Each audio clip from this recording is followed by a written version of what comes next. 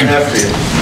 I think we just came out with a different mindset. We knew we had to crash the boards more. We had to be more disciplined on defense, and it worked out for us in the second half.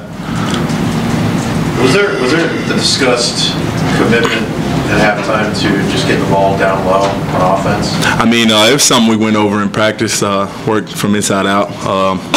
We put a little bit of emphasis on it at halftime and came out and executed well.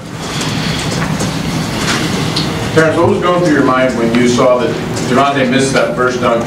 And that was almost like a double dunk. I've never seen that before. I was afraid you might land on Javonte after that. What was going through your head there? What was weird was I knew the guy fouled him, but they didn't call it. And I had a feeling he was going to miss, so I just went in.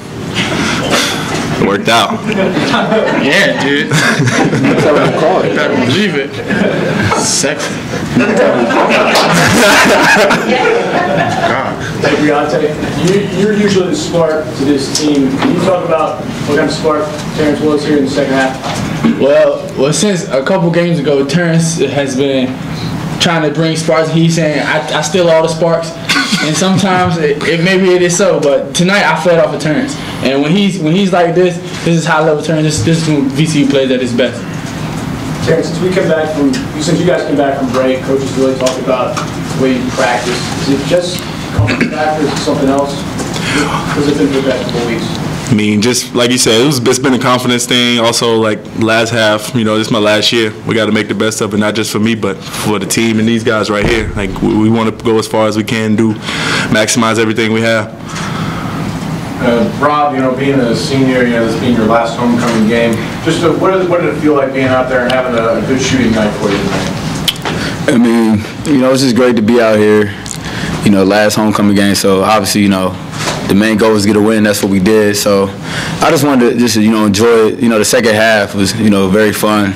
Just when you got these two guys on your team, Bree flying everywhere. It's a 3-on-1 and Bree got a strip. Like I don't know how he did that. So just stuff like that. And his tip dunk, it's crazy. So playing with these guys makes it easier. And I'm gonna remember this game. So I'm just trying to make memories and just leave everything on the court. So and also to shoot well. That's always good.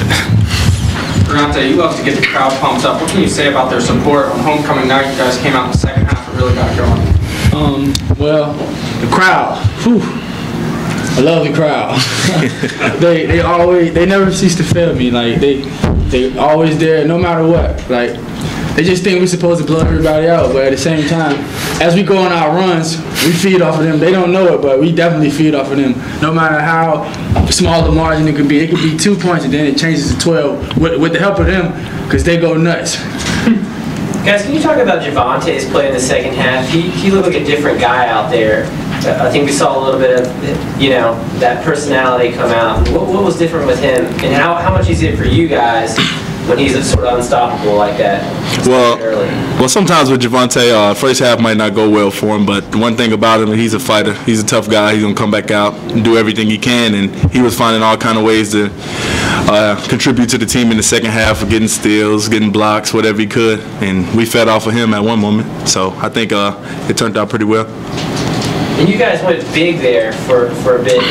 For you, how did that feel to have? You were at the 4, you had Jordan or Trey at the 3. It seemed like that turned things around a little bit. What did you guys think about going big? I think a lot of times we're at our best when we go big, depending on how the game's going and the matchups are going. But I felt like we did pretty good. We had more size out there, which was better for rebounding and blocking shots, so it turned out well. And how do you guards feel about that statement?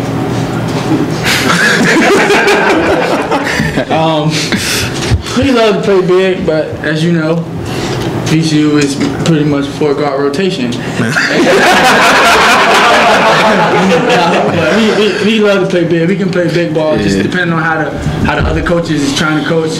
If they're switching ball screens, we're definitely going to go big and pound it inside.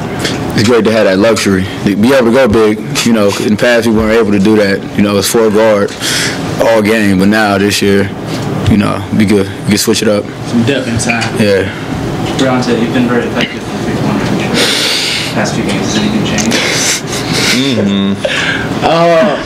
No, not really. Just coaches and my teammates just telling me, you hurting us if you don't shoot it, and if you shoot it with confidence, we pretty much will take that shot. So it's just them backing me up and being behind me, my brothers. The Dukes gave y'all good punches at the start. Second half, did y'all feel them wearing out, wearing down?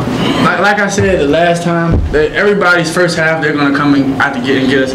Basketball is a 40-minute game, so we have a whole second half to come and wreak havoc some more. So we see how everybody does in the second half.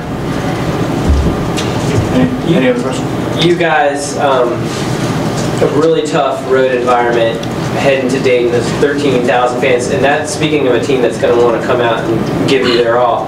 How do you carry this second half into one of the toughest teams and one of the toughest environments you'll play for the rest of the season?